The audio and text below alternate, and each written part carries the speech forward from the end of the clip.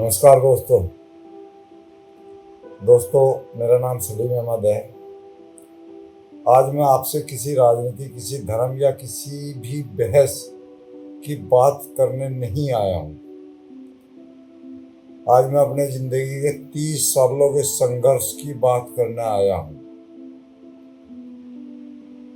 तो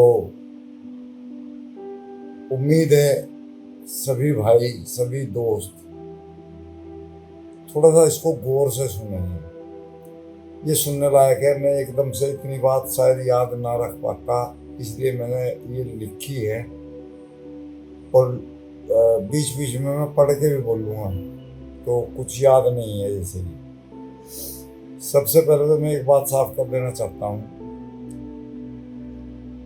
कि मैं ये नहीं कह रहा, इसका मतलब ये नहीं है कि उस बच्चे का, संदीप बंसल का मर्डर या हत्या नहीं हुई। उसकी हत्या हुई है। दूसरी बात, मैं ये भी नहीं चाहता और ना कहता कि उसके परिवार वालों के साथ न्याय हुआ या नहीं हुआ। उनके साथ अभी तक न्याय नहीं हुआ। ये फैक्ट है, ये रियल है। उन्होंने अपने उस बच्चे को खोया है जिसने अभी अपनी ज़िंदगी शुरू ही की होगी। 13-14 साल कोई उम्र नहीं होती। तो मेरी मांग उनकी तरफ से भी है, उनको भी न्याय मिलना चाहिए। ये एक मासूम बच्चे की हत्या का मामला है जो कि वाकई में बहुत दुखद होना चाहिए,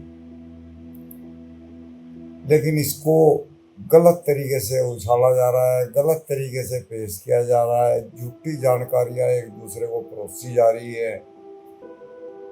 ये बिल्कुल भी अच्छा नहीं है मेरे भाइयों।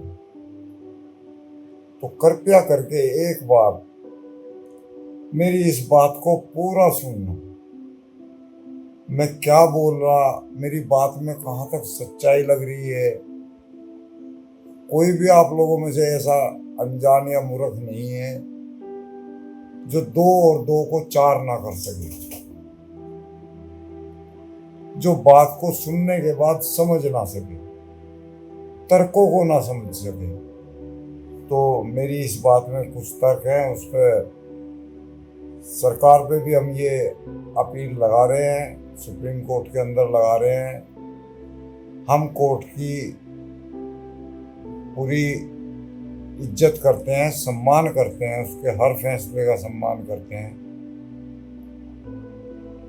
लेकिन गुजारिश भी करते हैं, अपील भी करते हैं। अगर कोई बात गलत दिखती है और हमारे पास साक्ष्य हैं तो हम ये भी बताते हैं कि नहीं सर, ये ऐसे नहीं, ऐसे था। तो उस पर गौर की जाए। सभी भाई ध्यान दें। मुझे किसी का ये भी नहीं चाहिए कि भाई मुझे साथ चाहिए, आप लोगों का नहीं चाहिए। नाराज मत होना, मुझे वाकई में नहीं चाहिए। जो ताकत मेरा साथ दे रही है ना, वो कुदरत है। और जिसके साथ कुदरत खड़ी हो जाती है ना, उसके साथ सब कुछ अपने आप होने लगता है। ऐसा भी नहीं है कि मेरा साथ देने वाले नहीं हैं।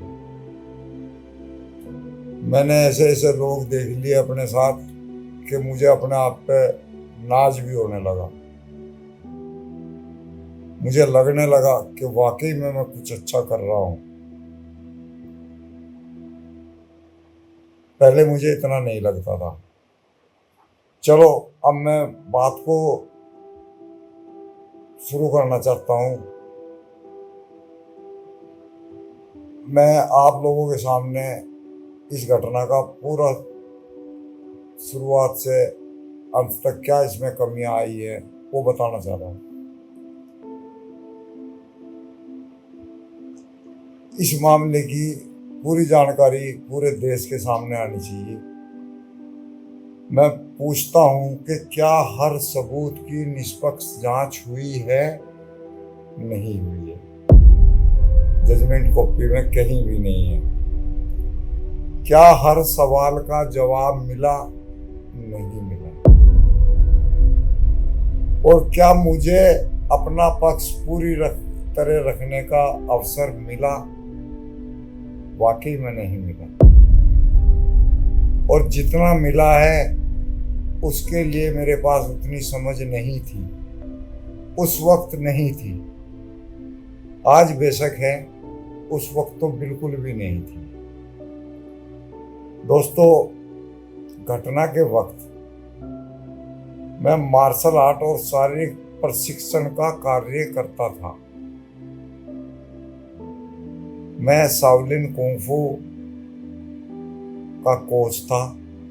मैं 3 स्कूल में ये शिक्षा देता था।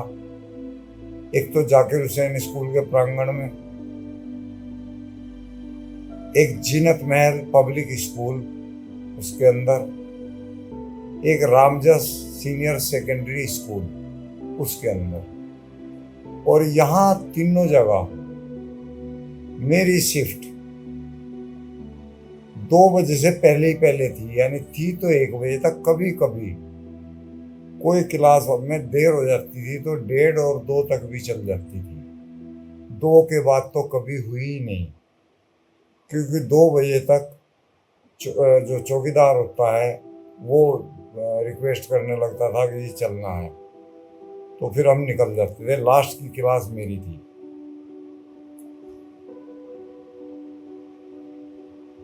अब ये सभी मेरे दिन के समय, ये प्रशिक्षण केंद्र मेरे जो थे दिन के समय के थे। वहां मैं बहुत वर्षों से इस केस के बारे में सवाल पूछता आ रहा हूँ। 6-7 साल अंदर रहा। वहाँ बहुत बार मैंने एप्लीकेशन लगाई है, उनमें मेरे सवाल रहे हैं, लेकिन मुझे गौर नहीं हुई उन पर। जिस समय लास्ट सीन में मुझे देखने का दावा किया गया एक गवाह के जरिए कि मैंने 11:30 बजे स्कूल जाते हुए सलीम के साथ संदीप बंसल को देखा है स्कूल की बस से, और उतरते हुए दिखा रखा है या चढ़ते हुए दिखा रखा है, ये मुझे याद नहीं है।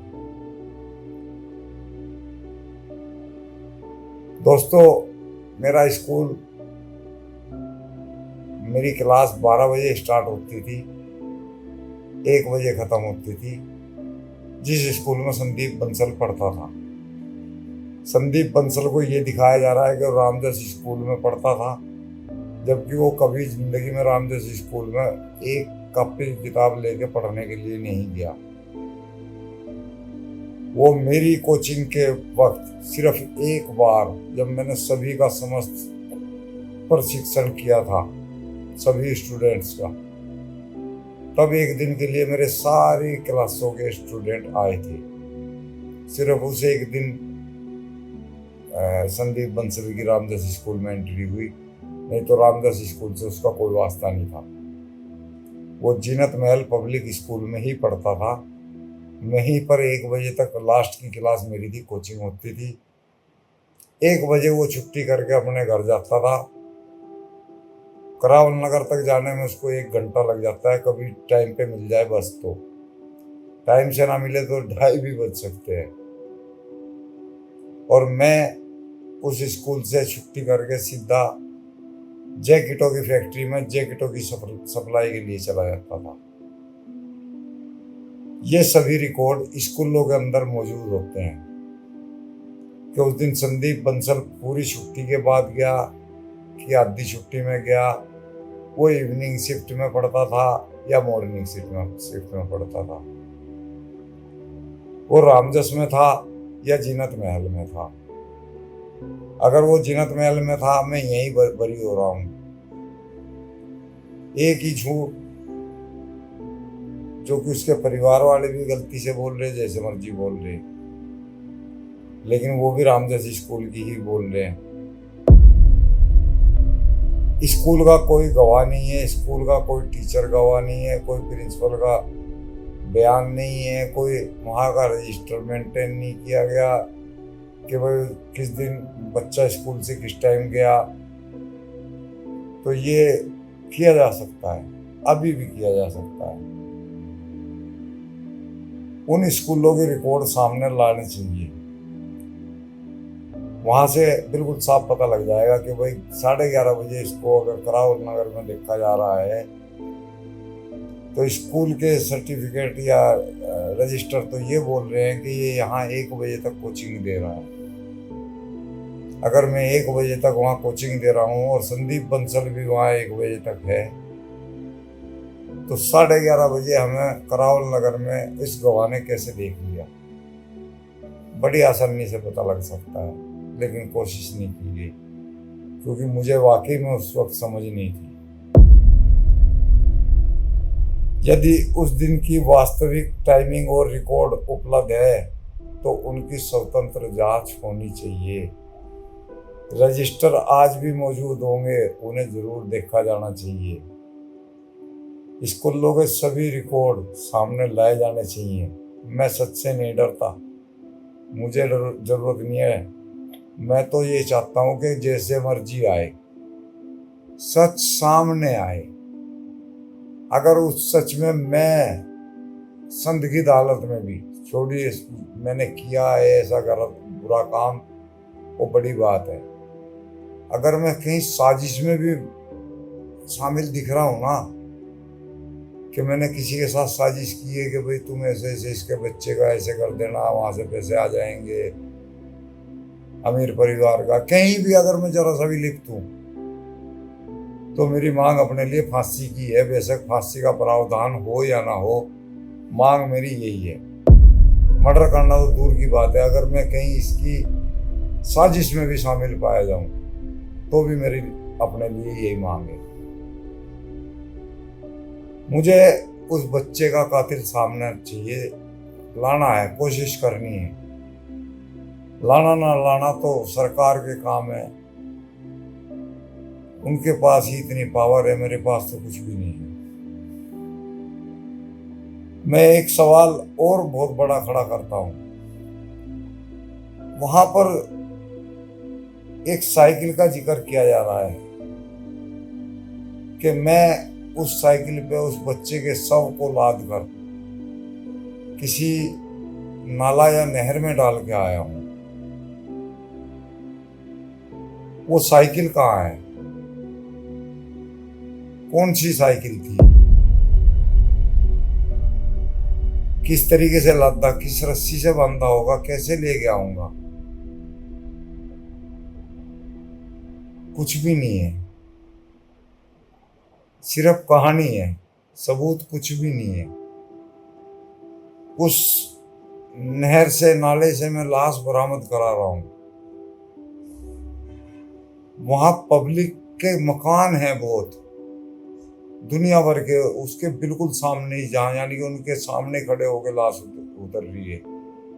एक भी गवाह शामिल नहीं है, सिर्फ घर के आदमी को गवाह बना के भेजा जा रहा है, जो बार बार आ रहा है। हर जगह गवाही आ रही है भाई की। ठीक है, उसके परिवार का बच्चा है, बुरा हुआ, पर जो झूठ है वो तो झूठ है। वहां का कोई गवाह नहीं, कोई फोटो नहीं, कोई फोटोग्राफर नहीं, कुछ भी नहीं, कोई सबूत नहीं कि मैंने ही लाश बरामद कराई है। और साइकिल पे लेके गया, वो साइकिल कहाँ गायब होगी? उसका कोई जिक्र ही नहीं है, सिर्फ इतना जिक्र है कि साइकिल पे ले गया। जी, ये एक बहुत बड़ा झोल है जो साबित करता है कि ऐसी कोई साइकिल होती तो वो उसको जरूर अपने अंडर लेते। केस से संबंधित हर चीज, कलम तक भी अपने कब्जे में लेना पड़ता है। कोई कागज भी होता है वो भी कब्जे में लेना पड़ता है, लेकिन यहाँ पे साइकिल नहीं है बरामद। उसको बरामद ही नहीं किया गया, उसे सीज भी नहीं किया गया, उसके ऊपर से कोई फिंगरप्रिंट भी नहीं उठाए गए। मेरा कोई वैज्ञानिक प्रशिक्षण भी नहीं हुआ। यदि नहीं हुआ तो इतने बड़े केस में कारण भी नहीं बताया जा रहा कि यूं नहीं हुआ, इस वजह से नहीं हुआ। आज इतने वर्षों बाद भी इन सवालों के जवाब कौन देगा? मैं सवाल तो कर रहा हूं। दोस्तों, इस केस में मेरे साथ एक और व्यक्ति का नाम था अनिल नाम का लड़का। वो बिहार का कहीं का था, दरभंगा के आसपास का। पुलिस ने उसके संबंध में कुछ बरामदगियों का दावा किया था, जैसे स्कूल बैग, टिफिन, यूनिफॉर्म, कुछ और अन्य सामान की बातें अदालत में आई थी। लेकिन बाद में हाई कोर्ट ने उन सबूतों और परिस्थितियों की समीक्षा की और अनिल को बरी कर दिया। अनिल को इस केस से ही बरी कर दिया, बाइज्जत के ये इस केस में शामिल है ही नहीं। तो अब कौन बचा? मैं अकेला।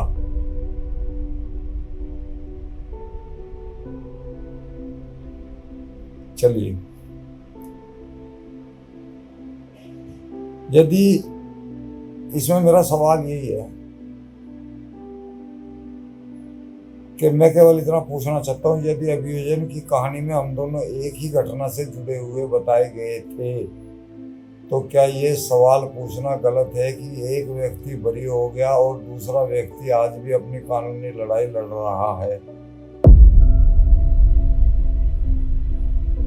उसी पुलिस ने उसको भी लिखा था दोषी, उसी पुलिस ने मुझे भी दोषी लिखा था। वो दोषी बरी है, मैं दोषी कन्विक्ट।